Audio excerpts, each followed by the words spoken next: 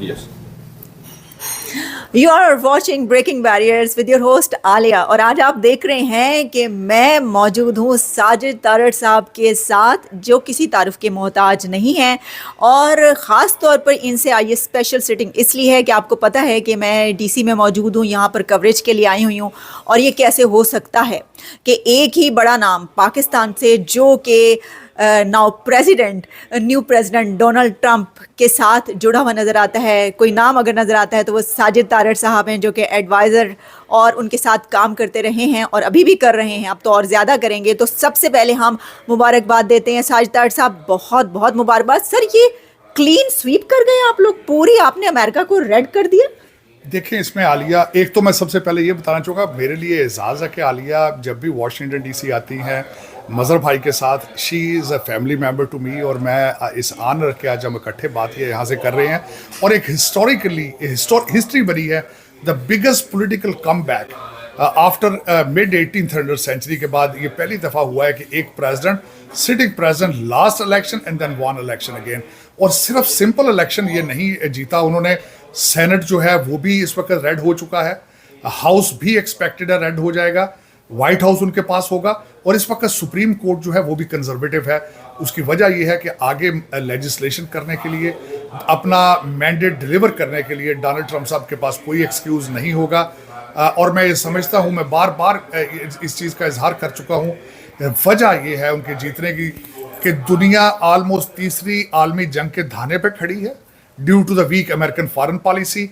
और अमेरिका के अंदर हालात ऐसे हैं कि ज़्यादातर लोगों को ये पता नहीं है। हमारा बड़ा शहर जो है, Baltimore, New York, Washington DC, Chicago, California, Los Angeles, they have become a living war zones due to the morale of the police is down. 1000 की चोरी को लीगलाइज कर दिया गया majority of the cities and states. उसके बाद police respond नहीं कर रही है। दुनिया में कोई सोसाइटी एक्सेल नहीं कर सकती, फ्लरिश नहीं कर सकती, जब तक वहाँ पे लॉ एंड ऑर्डर की रिस्पेक्ट ना हो। और मैं समझता हूँ ये सारी चीज़ें थी। और डोनाल्ड ट्रंप साहब आखिरी दिन उन्होंने जिस तरह क्लोजर किया, उन्होंने अपनी आखिरी दिन नॉर्थ कैरोलिना से शुरू किया, रीडिंग, पेंसिल्वेनिया, पिट्सबर्ग, और क्लोजर उनका था मिशिगन से, जो कि बहुत बड़ा सिग्निफिकेंस है मिशिगन की due to the Muslim population there.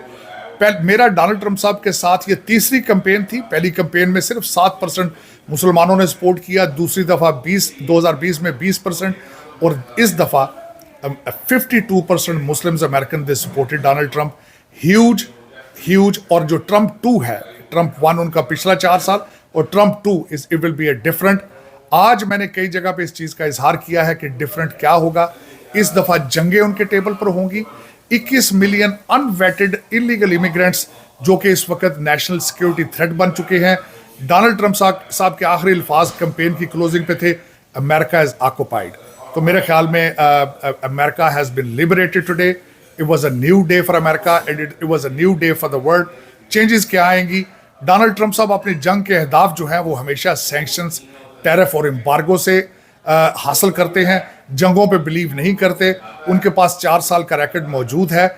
he has been considered as a peace president, and now the world has appetite for the peace. Amazing. Sajid Tarar साहब, ये बताइए कि क्या you must take some designation और some, आप किस तरीके से काम करेंगे ट्रंप साहब के साथ? आप क्या आप कुछ बनने जा रहे हैं? नहीं, देखिए, मैं I am a political worker, और उसमें हमारी पार्टियों के अंदर ग्रुपिंग होती है जिस तरह के, this is under, it's very natural. I would love to serve if it's possibility, लेकिन I am not looking for a job. उसकी वजह यह है कि I am almost on the peak of my business life. अब मेरा बल्कि business जो है is not only in the US, I have been expanded in the different part of the world. I will be definitely looking towards some advisory position, not a job.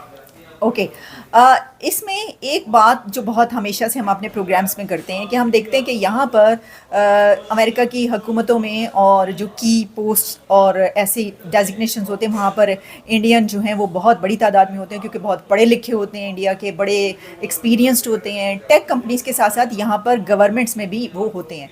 तो क्या आप समझते हैं कि अब क्योंकि प्रेसिडेंट ट्रंप आ गए हैं, तो और आप ऑब्वियसली एक बहुत ज़बरदस्त तरीके से उनके साथ काम करते हैं, तो पाकिस्तानी भी आगे आ पाएंगे, या कुछ वैसे ही कुछ थोड़ी सी जिसे कहते हैं कि अपलिफ्ट होगा? देखिए, पाकिस्तानी डेफिनेटली जब हम अमेरिका की टाइड ऊपर जाएगी, इकानमी ऊपर जाएगी, अल्टीमेटली उस प्रॉस्पेरिटी का पाकिस्तानियों को भी फ़ायदा होगा।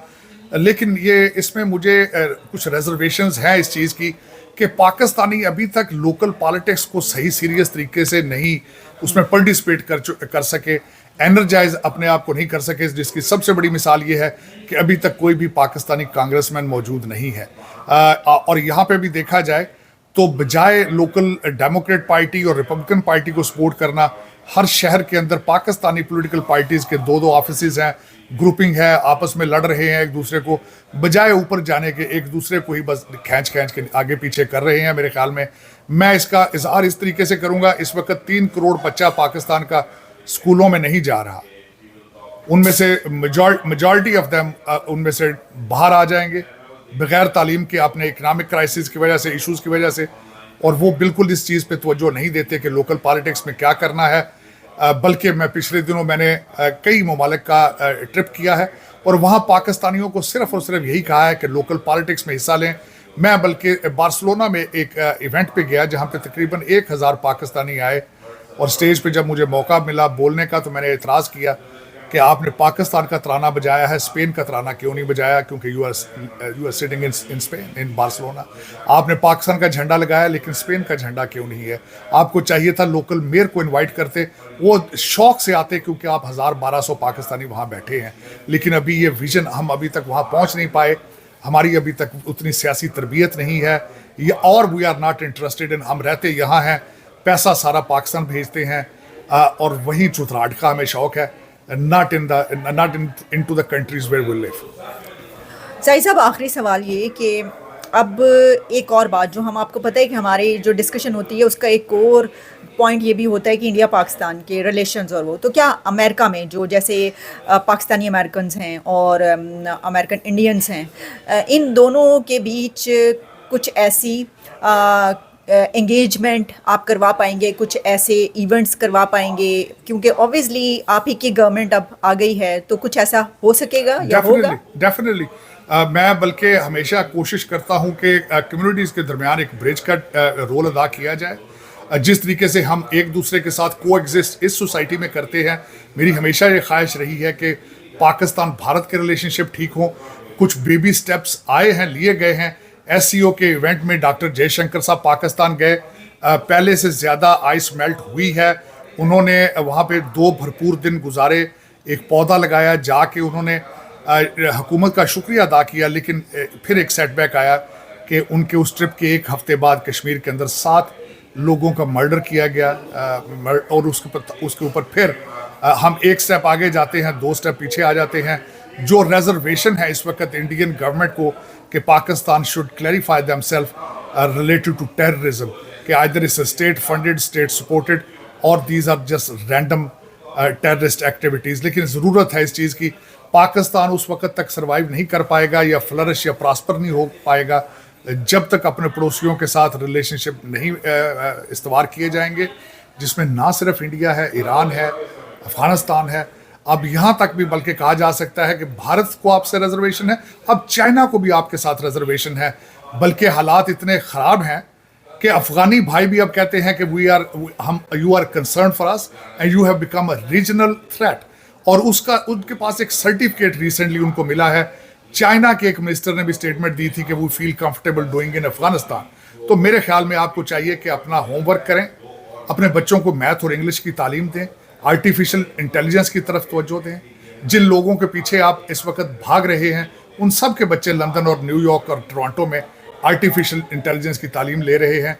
खुदारा अपनी आंखें खोलें, पाकिस्तानियों ने बचाना है, पाकिस्तान से प्यार करना सीखें, that is the only solution. अच्छा, अब मैं आपसे पूछना चाहती हूँ, जो कि मुझसे मेरे व्यूवर्स पूछ रहे हैं, वो कह रहे हैं कि साजिद तारड़ साहब आलिया से नाराज़ क्यों हैं, प्रोग्राम में क्यों नहीं आते। मैंने साजिद साहब से आज जब मुलाकात हुई तो मैंने कहा कि सर, सबसे पहले मेरा सवाल यही था, मैंने कहा सर ऐते दसो होया कीजिए, मैंने तो पता ही नहीं, मैं तो आपकी एम्बेसडर हुई इन अमेरिका, मैं जहाँ कहीं जाती हूँ मैं तो I am big fan of Sajid Tarar साहब। तो साजिद साहब एक की गल है, दसो तो सही। मैं बल्कि देखने वालों से कहना चाहूँगा कि Alia, I always take Alia as my family. Alia is my family member. Mazhar Bhai, they are very amazing couple. I love them dearly. और मैंने खुद आज इनसे कहा कि मैं बिल्कुल नाराज नहीं हूँ, और I promise you I will start doing the blogs with you again, I will be joining you, and Alia rest assure I was not upset at all. और thank you very much Sai साहब, इतने ज़बरदस्त आपने बात की मेरे लिए, हमारे लिए बड़े फ़ख्र की बात है मेरे लिए। बात यह है कि वो मेरे व्लॉग्स और प्रोग्राम्स की बात नहीं है सिर्फ, क्योंकि एक ताल्लुक भी होता है। अगर वो प्रोग्राम्स में अपनी बिजी शेड्यूल की वजह से नहीं भी आ रहे तो तब भी मेरी ख्वाहिश यही है कि मेरा आपके साथ ताल्लुक जो है वो हमेशा कायम रहे। हमेशा। और साजिद साहब जो हैं वो एक जेंटलमैन हैं, मैं ये समझती हूँ कि जो बहुत कम लोग ऐसे होते हैं कि जो इतना अच्छा बंदा हो अंदर से, तो बहुत बहुत ज़बरदस्त इंसान है साजिद साहब। Thank you very much my sir, pleasure, thanks thank you. और सबसे पहले मैं भूल चुका हूँ कि आपके देखने वालों को मैंने लेट दिवाली की मुबारक नहीं दी। जी। Diwali, happy Diwali to you, my good wishes and prayers for you. Thanks a lot and congratulations once Thank- again my for pleasure. Big victory. God bless America. God bless America. मिलते हैं दोबारा। Good bye.